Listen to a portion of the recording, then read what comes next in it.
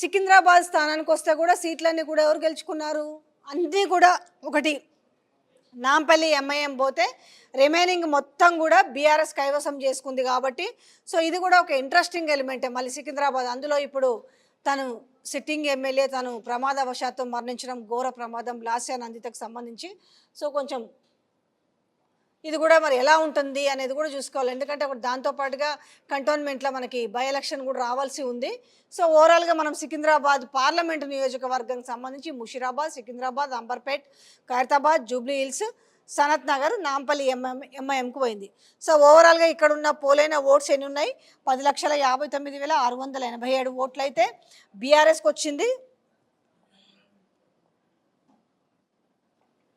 So BRS so ఎంత 4,63,563 ఓట్లు అయితే సో ఓట్ శాతం వచ్చేసి 43.74% vote bank.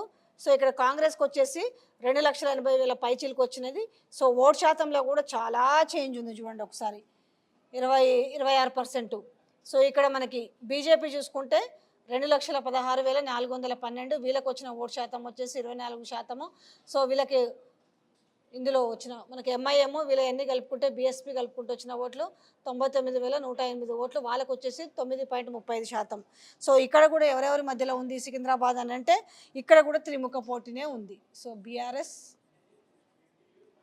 Kong, BJP. So మనకి సికింద్రాబాద్కి వచ్చేసరికి కూడా త్రిముఖ పోటీనే ఉంది.